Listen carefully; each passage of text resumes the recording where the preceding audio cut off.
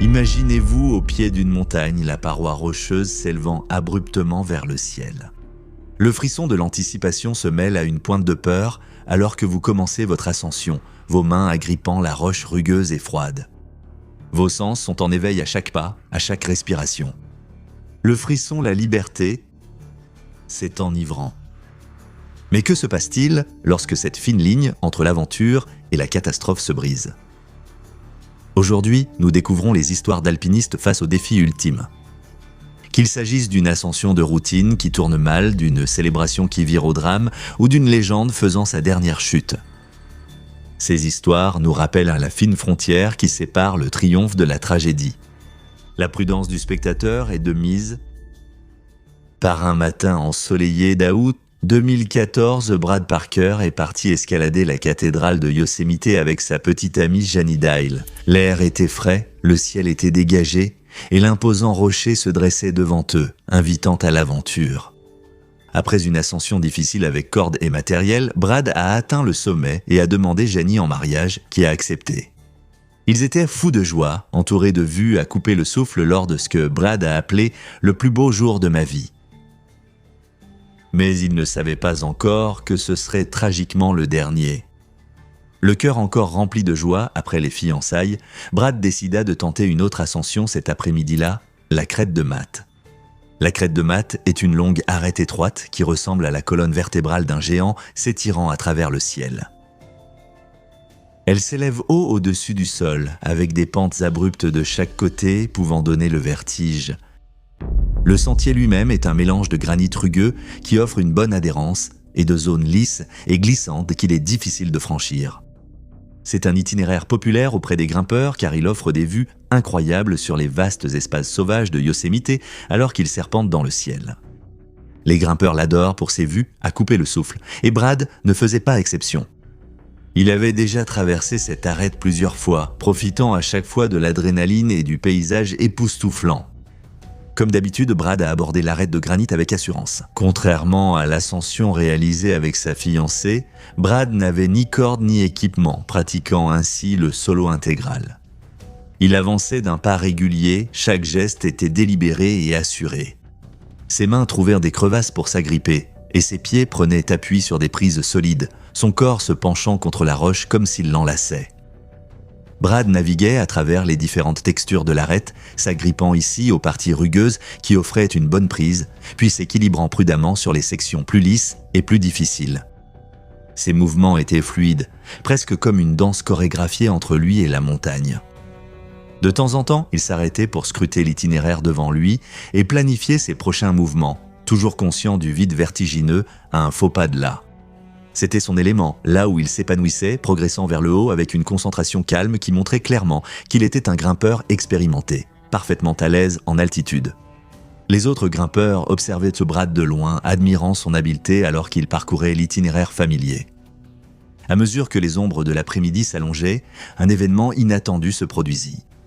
Un instant, Brad était une silhouette se découpant sur l'immense ciel, une silhouette pleine d'assurance et de grâce sur la crête étroite. L'instant d'après, il sembla hésiter.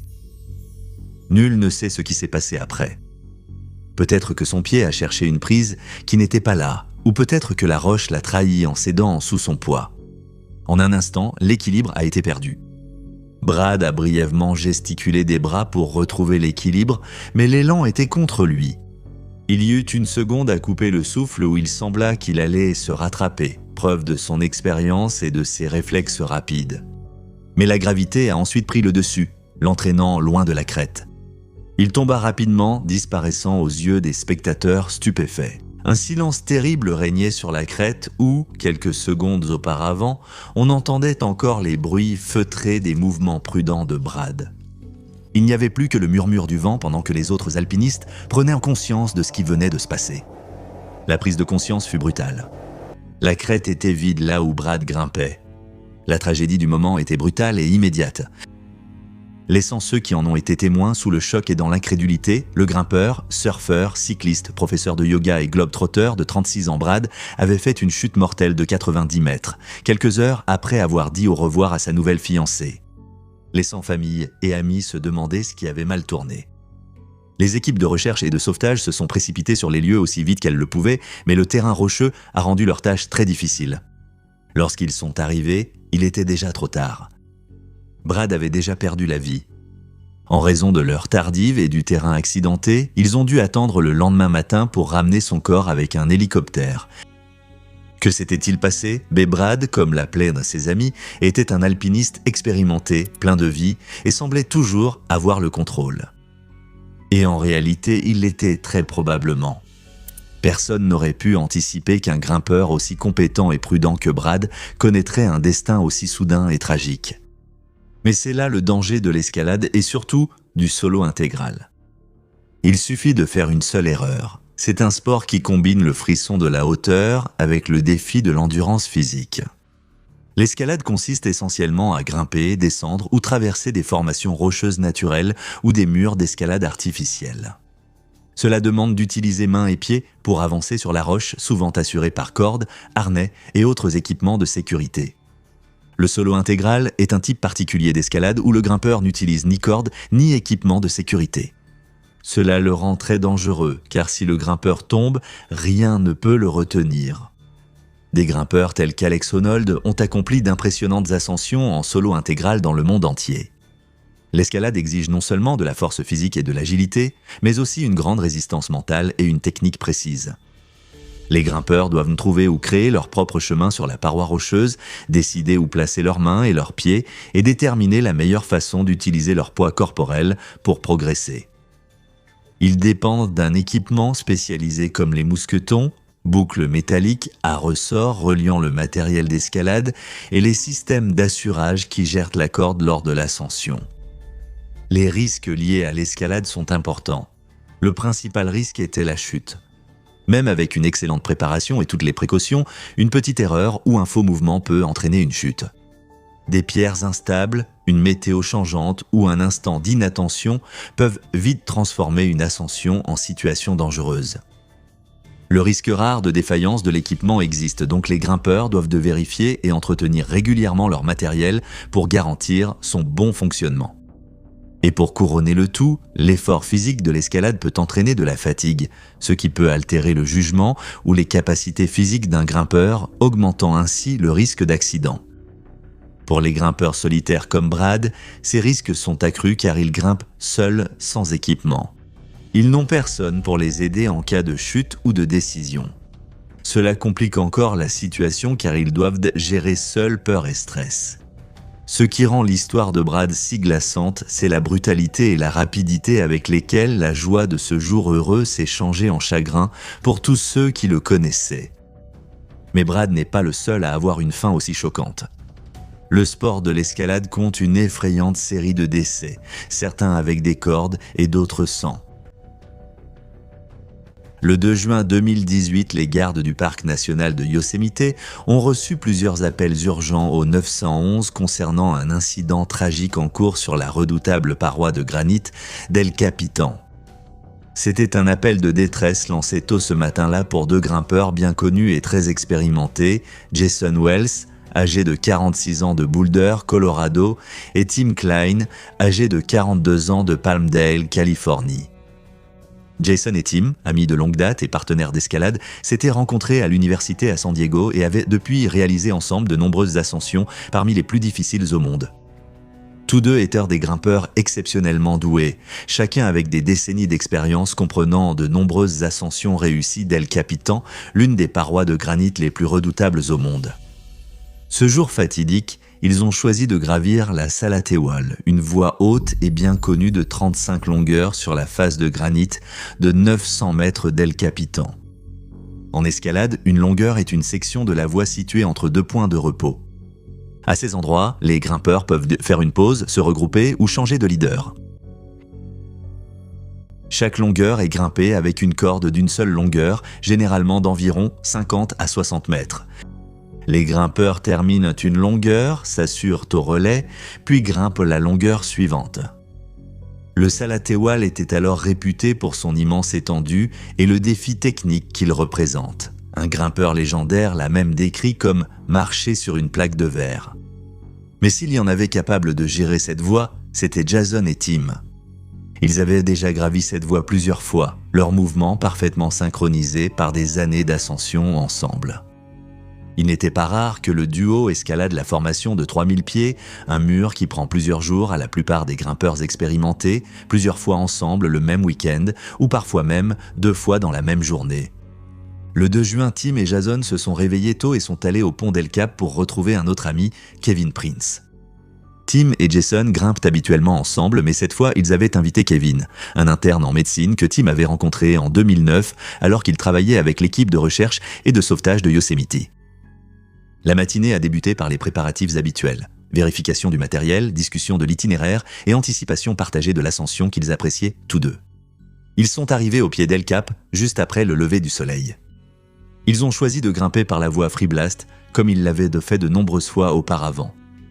Ils ont grimpé selon ce que Kevin appelle le style chenille. Jason et Tim étaient reliés par une corde et Tim et Kevin par une autre. Jason grimpait une longueur et fixait la corde à un ancrage, puis Tim le suivait en utilisant des aides pour monter jusqu'à l'ancrage. Ensuite, il se mettait en sécurité, préparait la corde de Jason pour la longueur suivante et installait la deuxième corde pour que Kevin puisse monter. Cela montre à quel point il se faisait confiance, car cette méthode d'escalade est très risquée. D'un autre côté, cette méthode permet aux grimpeurs de monter rapidement, ce qui peut faire gagner du temps mais augmente les risques si l'un d'eux rencontre un problème. L'absence de point de sécurité fixe signifie qu'il n'y a rien pour arrêter une chute immédiatement, ce qui rend toute erreur potentiellement catastrophique.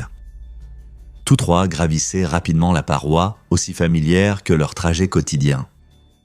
Au troisième relais, Jason avait rejoint 2 jeunes grimpeurs, Jordan Cannon et Jeremy Schoenborn, qui tentaient une escalade libre sur une voie voisine. Après une courte pause, le groupe a repris l'ascension, laissant Jordan et Jeremy derrière eux. Pendant que le groupe montait, Jason et Tim progressaient rapidement, car ils avaient déjà fait cela de nombreuses fois auparavant. Ils avaient grimper environ 30 mètres de terrain facile avant d'atteindre la partie la plus difficile de l'ascension, une section rocheuse connue sous le nom de $. Ils devaient traverser une fissure étroite à près de 300 mètres de hauteur. À ce moment, l'escalade est devenue difficile, exigeant des grimpeurs de se faufiler dans des fissures étroites et des rochers en surplomb. Mais Jason et Tim ont gravi cette section simultanément, ce qui a été possible grâce à leur haut niveau de compétence et à la profonde confiance qu'ils avaient dans les capacités de l'autre. Comme prévu, Jason et Tim sont arrivés au sommet du $. Sans aucun problème. Au sommet, Tim a fixé la corde de Kevin à un relais pour qu'il puisse les suivre en empruntant le même itinéraire. Mais pendant que Kevin grimpait, il ne pouvait pas voir Jason et Tim à cause des formations rocheuses. Pendant ce temps, Jason et Tim ont choisi d'avancer. Ils ont atteint une portion plus facile menant aux terrasses Mammoth, la partie la plus simple du parcours. Cette section était tellement facile que Tim et Jason l'escaladaient souvent en même temps. Cette décision aurait malheureusement de graves conséquences. L'ascension se déroulait sans problème, quand soudain tout a basculé. Aux alentours de 8h05, Kevin, le troisième membre du groupe, était encore en train d'escalader le $. Lorsqu'il a entendu des bruits soudains et inquiétants. Il a levé les yeux et a vu 2 corps tomber dans les airs à moins de 15 mètres de lui. Leur corde qui aurait dû les arrêter s'est accrochée à un rocher mais a ensuite cédé. Les 2 hommes ont chuté d'environ 300 mètres. Kevin a couru au sommet, espérant que Tim et Jason n'étaient pas les grimpeurs tombés. En atteignant un point d'où il voyait l'itinéraire, il comprit que c'était peut-être eux. Il a appelé le 911 pour signaler l'accident. L'impact de leur chute a été dévastateur. Les gardes forestiers et les équipes de recherche et de sauvetage, alertés par les appels, ont réagi rapidement.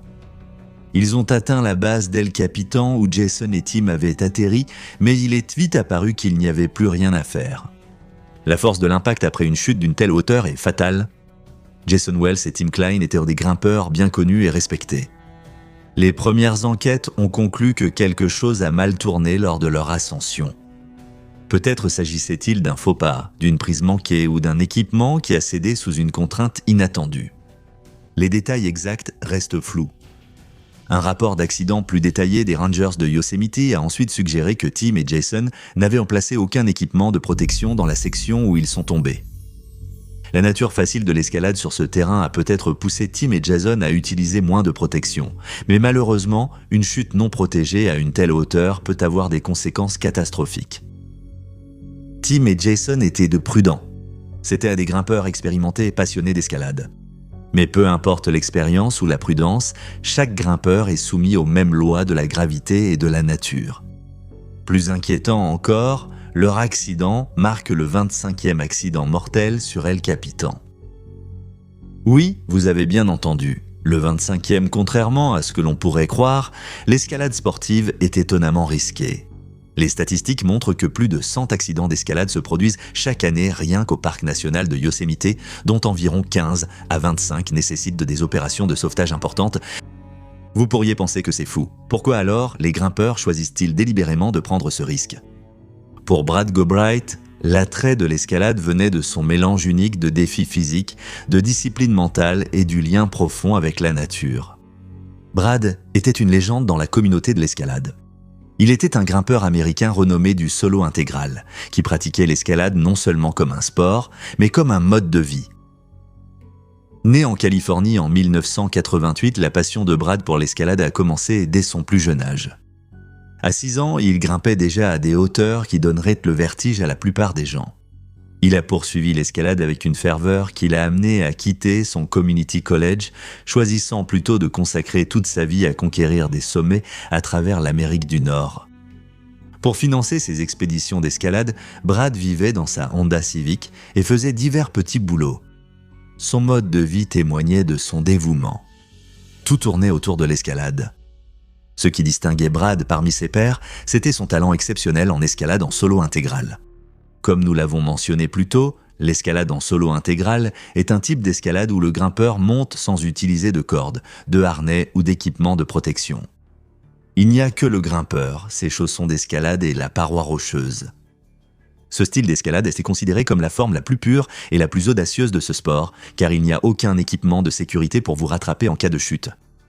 Le grimpeur compte entièrement sur sa force, ses compétences et sa concentration mentale pour réussir l'ascension. L'escalade en solo intégral séduit par la forte sensation de liberté qu'elle offre. Les grimpeurs ressentent une connexion profonde avec la roche et l'environnement, évoluant dans un rythme qui ressemble presque à une danse. Cela exige une confiance absolue et un contrôle précis de chaque mouvement, car même une petite erreur peut avoir de graves conséquences. L'escalade en solo intégral exige également un haut niveau de force mentale. Les grimpeurs doivent gérer leur peur et rester totalement concentrés sur l'instant présent. C'est un sport exigeant mentalement et physiquement qui repousse les limites de ce que les grimpeurs peuvent accomplir lorsqu'ils comptent uniquement sur leurs propres capacités. Pour ceux qui le pratiquent, l'escalade en solo intégral est bien plus que de l'escalade. C'est une manière profonde de ressentir la joie pure de surmonter les défis et de découvrir le monde depuis des hauteurs à couper le souffle. Et personne ne comprenait cela mieux que Brad. Au fil des années, Brad s'est fait un nom non seulement pour ses ascensions audacieuses, mais aussi pour sa rapidité. Il a notamment établi un record sur The Nose d'El Capitan dans le parc national de Yosemite, bouclant l'itinéraire en 2 heures et 19 minutes, un record resté en place jusqu'à ce qu'il soit battu. À 31 ans, Brad était déjà une légende dans le monde de l'escalade. Son ascension qui a battu un record, son amour sans retenue pour les montagnes et son style d'escalade défiant presque la mort avaient captivé aussi bien les grimpeurs que les spectateurs. La passion de Brad est son besoin profond de repousser ses limites, de voir jusqu'où il pouvait aller et de perfectionner son art à chaque ascension. Son dévouement était évident dans son approche du solo intégral, l'escalade sans aucun équipement de sécurité où les enjeux sont au plus haut. Et malheureusement, c'est cette quête sans limite qui a conduit à une fin tragique. Par une journée fraîche de novembre 2019, Brad Gobright s'est lancé dans ce qui allait être sa dernière ascension à El Potrero Chico, un site d'escalade renommé dans le nord du Mexique, connu pour ses itinéraires exigeants et ses panoramas à couper le souffle. La journée a commencé avec l'excitation habituelle et les préparatifs, alors que Brad et son partenaire d'escalade, Hayden Jacobsen, se préparaient pour une descente qui exigeait à la fois compétence et précision. Bien qu'il soit surtout connu pour ses audacieuses ascensions en solo intégral, ce jour-là, il faisait du rappel, une technique qui consiste à descendre à l'aide de cordes. Ils ont opté pour le rappel simultané, une méthode de descente plus rapide mais plus risquée. où deux grimpeurs équilibrent leur poids respectif sur les brins opposés de la même corde. Cette technique permet aux grimpeurs de descendre simultanément, mais elle dépend fortement de la vigilance de chacun et de la fiabilité de leur équipement. Alors que Brad et Hayden a commencé leur rappel, tout semblait normal. Hayden était légèrement au-dessus de Brad, chacun sur sa propre corde. L'atmosphère était empreinte d'une intensité concentrée, le silence n'étant rompu que par les appels occasionnels qu'ils s'adressaient pour prendre des nouvelles. La descente se déroulait sans accroc, jusqu'à ce qu'une défaillance critique survienne soudainement. Hayden se souvient de ce moment avec une clarté glaçante. « Nous avons commencé à emballer », a-t-il dit au magazine Outside. « J'étais un peu au-dessus de lui, j'étais à gauche, il était à droite. Soudain, j'ai entendu un craquement et nous sommes tombés. C'était un moment à couper le souffle, le genre que chaque alpiniste redoute. » Hayden sentit son estomac se nouer lorsque la corde céda. Pendant ces secondes terrifiantes, Brad et Hayden étaient en chute libre. Hayden traversa un buisson qui amortit sa chute avant qu'il ne heurte une corniche. Il a miraculeusement survécu avec de légères blessures. Mais pour Brad, l'issue fut bien pire. Il a crié, un son aigu et déchirant qui a transpercé l'air. Hayden, encore sous le choc de sa propre chute, entendit le cri s'interrompre brusquement. C'était essentiellement flou, se souvenait Hayden. Il a crié. J'ai crié. J'ai traversé la végétation, puis tout ce dont je me souviens, c'est d'avoir vu sa chemise bleue Grumichi rebondir par-dessus le bord. En bas, les alpinistes et témoins ne pouvaient qu'observer horrifiés. L'un d'eux, qui a ensuite parlé aux secouristes, a décrit la scène. C'est arrivé si vite. Un instant, Brad descendait. L'instant d'après, il n'était plus là. Le sauvetage a débuté aussitôt, mobilisant la défense civile locale et les alpinistes pour retrouver Brad. Mais il était trop tard. Il avait chuté de 180 mètres sans rien pour amortir sa descente. Lorsque les secouristes l'ont atteint, Brad avait déjà succombé à ses blessures. Le monde de l'escalade était en deuil de l'une de ses étoiles les plus brillantes, un grimpeur qui avait poursuivi sa passion jusqu'à ses limites absolues. Les grimpeurs parlent souvent de la profonde satisfaction qu'ils tirent de la conquête d'une voie difficile, du sentiment d'accomplissement qui naît du dépassement de soi et de la beauté pure des panoramas qu'offrent de telles ascensions. Nathaniel Masai Takatsuno, affectueusement appelé Nat, incarnait pleinement cet esprit. À seulement 22 ans, Nat allait entreprendre sa dernière ascension sur la montagne El Cajon, un lieu où il avait ressenti un lien profond avec la roche et le monde naturel qui l'entourait. La montagne El Cajon, située dans le comté de San Diego en Californie, est une destination prisée des grimpeurs. Il existe une variété de voies d'escalade avec différents niveaux de difficulté sur la montagne, ce qui en fait un lieu de prédilection aussi bien pour les grimpeurs débutants que pour les grimpeurs expérimentés. La paroi de granit offre des ascensions ardues qui attirent les grimpeurs désireux de mettre leurs compétences à l'épreuve. En escalade, il existe un système pour évaluer la difficulté d'une voie. Le système le plus couramment utilisé, c'est le Yosemite Decimal System ou YBDS. Ce système de cotation classe les voies en fonction de leur difficulté technique et des compétences nécessaires pour les réaliser. Dans ce système, les cotations pour une ascension varient de la classe 1 qui correspond à une randonnée facile sur un sentier à la classe 5 qui implique de l'escalade technique nécessitant des cordes et des protections. Au sein de la classe 5, le YBDS détaille encore la difficulté de 5.0 à 5.15 avec des niveaux croissants de difficulté et de compétences techniques requises. La difficulté des ascensions sur la montagne El Cajon varie considérablement. Bien qu'il existe des itinéraires accessibles aux débutants, certains sont classés 5.12, ce qui signifie qu'ils sont considérés comme très difficiles et nécessitent généralement des techniques d'escalade avancées ainsi qu'une expérience significative. Peu importe la difficulté, Nat était prêt à relever le défi, lui qui est né et a grandi dans la région de la baie. Nate a toujours vu la Sierra Nevada comme son terrain de jeu personnel. La passion de Nate pour l'escalade était connue de tous ceux qui le connaissaient. Presque chaque soir, Nat était dans une salle d'escalade améliorant ses compétences et plaisantant avec ses amis sur les voies. Le 4 décembre 2022, Nat était de très bonne humeur, saluant les autres grimpeurs avec enthousiasme et partageant son excitation pour les voies du jour comme Léonide et Météore. Sa joie contagieuse pour l'escalade était évidente pour tous ceux qui croisaient son chemin. Il pensait que ce serait juste une journée d'escalade normale. Comme Brad, Nat adorait l'escalade en solo intégral parce que cela lui permettait de ressentir un lien fort et direct avec la montagne. Cependant, ce type d'escalade n'offre pas la sécurité des cordes si quelque chose tourne mal, et lors de cette ascension, quelque chose a effectivement mal tourné. Ce dimanche fatidique, Nathaniel, comme à son habitude, relevait le défi de l'escalade en solo intégral, progressant sur la paroi rocheuse de l'emblématique montagne El Cajon. Selon James Fairbairn, un témoin présent sur les lieux, Nate était équipé d'un harnais et avait une corde dans son sac à dos. C'était probablement pour redescendre après avoir atteint le sommet, mais Nat a choisi de grimper sans utiliser la corde, profitant pleinement de l'expérience de l'escalade en solo intégral. Alors que Nat progressait sur les voies difficiles, il avançait avec précaution et fluidité. La journée était claire et semblait parfaite pour l'escalade. James et les autres grimpeurs observaient depuis différents endroits, impressionnés par l'habileté et le courage de Nat. Cependant, même des conditions parfaites et de grandes compétences ne peuvent pas éliminer tous les risques de l'escalade, surtout lorsque l'on grimpe sans corde. Soudain, Nat a commis une petite erreur. Un faux pas ?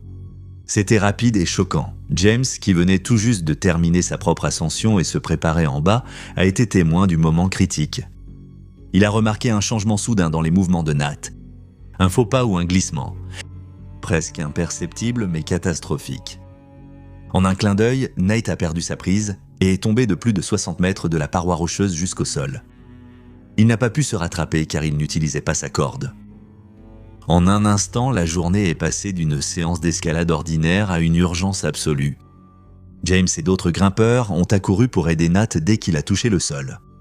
Ils l'ont trouvé inconscient et ont tout de suite commencé la réanimation puis appelé les secours. Les secours sont arrivés rapidement. Environ 45 minutes après la chute de Nat, un hélicoptère est arrivé et un ambulancier est descendu pour s'occuper de lui. Mais malgré les efforts de James et des autres, le secouriste a confirmé le pire. Nathaniel Takatsuno était mort de graves blessures internes. Cet accident a fait de Nat l'un des 50 alpinistes à avoir perdu la vie dans ce sport en 2022. Et c'est tout pour aujourd'hui. Merci d'avoir regardé et à la prochaine. Restez audacieux et vivez avec courage.